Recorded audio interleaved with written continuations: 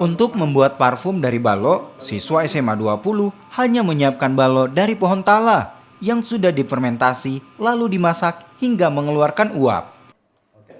Uap inilah yang kemudian diambil dan dicampur dengan bahan kimia lain yakni bibit parfum. Sementara untuk menjadikan minuman segar antibodi, balok yang difermentasi dimasak, kemudian dicampur dengan gula aren dan juga jahe. Meski balok dijadikan parfum dan juga minuman segar antibodi, namun inovasi ini masih akan terus dilakukan pengembangan lebih lanjut. Bahannya untuk minuman antibodinya kami menggunakan balok yang belum difermentasi yang masih manis, lalu kita campurkan dengan gula aren atau gula merah, lalu diberi jahe dan jahe itu memiliki zat yang dimana dapat menetralisirkan yang bisa menghancurkan lendir-lendir yang ada seperti dahak dan dapat meningkatkan imun kita ketika kita mengonsumsinya. Dan kami menyarankan ketika siapapun yang membuatnya atau kalian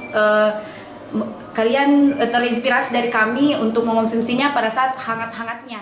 Yang pertama, saya melihat lokasi Barongbong ini tempat produksi balok banyak sekali. Kemudian setelah itu kami riset ke dua polsek. Ternyata tingkat kriminal disebabkan karena mabuk balok itu banyak.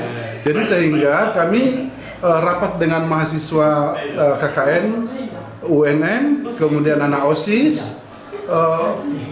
Kami berkesimpulan, kami kemarin seminarkan dan kami minta pandangan daripada ahli kimia. Itu ternyata zat yang dikandung oleh balok itu zat kekal atau etanol, dan itu aman untuk dikonsumsi aman. Minuman tradisional beralkohol khas Sulawesi Selatan, balok diubah menjadi parfum dan juga minuman segar antibodi oleh sejumlah siswa SMA Negeri 20 Makassar bersama mahasiswa dari Universitas Negeri Makassar. Inovasi balok menjadi parfum dan juga minuman segar antibodi ini dianggap sangat bermanfaat ketimbang hanya untuk sebagai minuman yang membuat mabuk dan dapat berimplikasi kepada hal negatif atau tindak kriminal. Arif Tirtana, Kompas TV, Makassar.